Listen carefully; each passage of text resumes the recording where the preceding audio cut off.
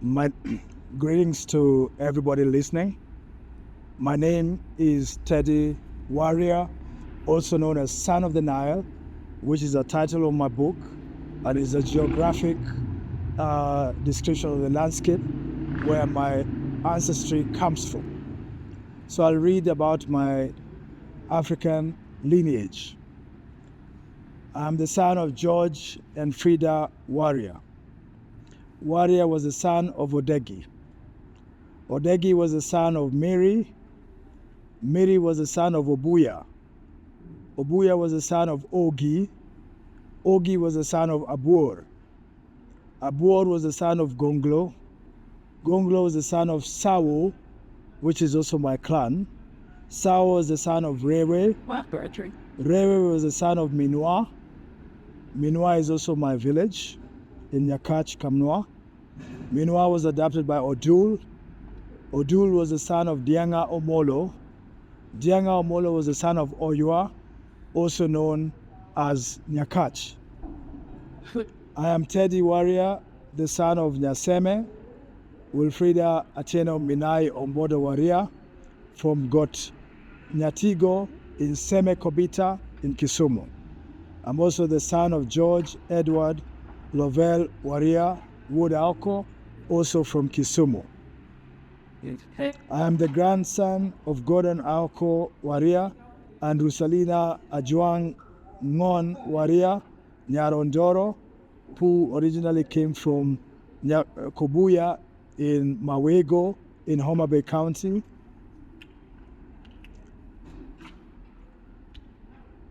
I'm also the grandson of Boniface Ombodo Wondonga, Gidani Leonida Nida Ombodo, Akelo Odeni Nyarasembo from Got Akom in Rarieda constituency, who found her home in her home where she was married in Pith Kochel in Got Nyatigo in Seme. I am near Kombewa on Market and at our inspiring Kit Mikai, which are boulders found in Kisumu. I am Nyakwa Ramogi Ajuang, the founder of the imaginary Luo nation in Eastern Africa. That's who I am, and that's where I am from. Now on to historical influences. Number one, how have significant historical events shaped the core values prevalent in various African societies today? So I can talk about one historical event that both speaks to me and speaks to many Africans.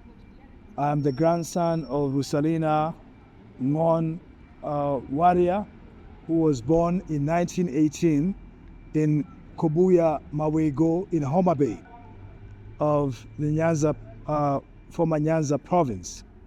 And as luck had it, I'm also a good friend to Ndaba Mandela, the heir of Nelson Rolihlahla Dalibunga Madiba Mandela, who was also born in 1918 in Kunu village in Eastern Cape. My grandmother was born in Western Kenya in 1918 at the same time. So both of them went through colonialism, and as fate had it, and because of education, I was able to meet Mandela's grandson, Ndaba Mandela, who I made a book tour in the US with him. He had written in 2018 a book known as Going to the Mountain, Lessons from My Grandfather, Nelson Mandela, to celebrate the 100th year of when Nelson Mandela was born. Significantly, Mandela affected our history and times by helping to dismantle apartheid system in South Africa. My grandmother, on the other hand, took her only son, the late George Edward Warria, to school to be taught the Western education by the Scottish missionaries from the African Inland Church in Nyakach.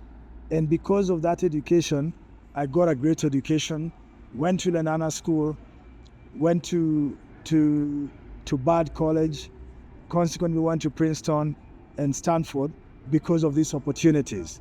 And I hope in my own way I've significantly impacted the world by helping create and found Africa Stocking, which is a leading tech company in Kenya, but serving Africa by providing the best APIs for communications and payments.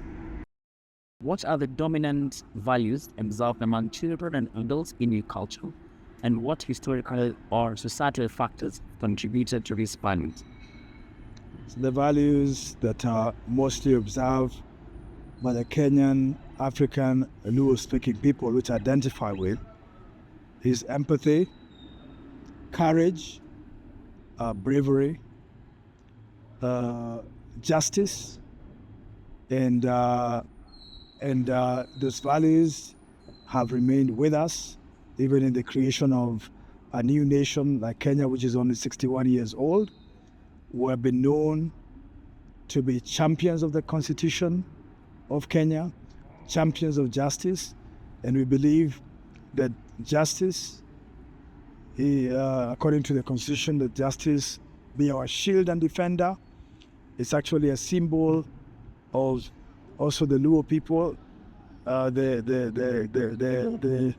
the shield, but also the axe, because for every Luo man, after you marry and you want to build your own house, you're given a cockerel so that you needed to slaughter it, pour blood as libation to the ground for the ancestors, and as a ritual, then begin a new life with your family.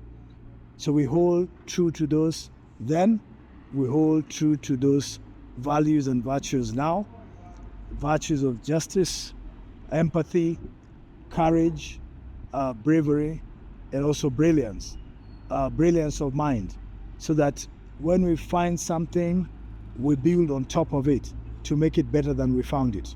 That's why we excel globally in academia.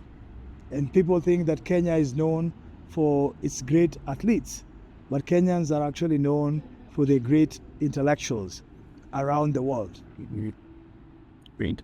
How are these traditional values imparted to younger generations, and how have these methods evolved over time? So traditionally, the grandmother had a in her kitchen, in a three-stoned kitchen where she used to cook. She used to dispense this knowledge through riddles, wise sayings, and proverbs to the younger generation. But that particular seat of grandmother stories was dismantled by the colonialists. And it's been very difficult to rebuild it because it somehow never exists the way it existed before. So most boys and girls have left without adequate coaching, mentoring, and training, because now they depend on mostly the Western education, because the traditional systems and methods are kind of dismantled. Great. Now, how does traditional art influence contemporary African fashion, and what stories do these art forms tell? The art form that I enjoy the most is using the calabash, which when you serve sour milk, it is preserved better, and if you put a tinge of ito or charcoal in it, it helps in speeding up your gut metabolism, helping you to digest food better. I also like the fly whisk, also known as orengo. It's just a fun thing that you can do when you're waiting. It helps you deal with nervousness, but also gives you strength and power when you're waving it as a wand. Then I also like the walking stick, known as fimbo in Swahili. It gives you a lot of power, strength, and prestige. And this particular stick is called fimbo in Swahili, or luth in the Luo, which is my native tongue spoken by the Luo people of Africa. This is made of ebony, and this is also made of ivory.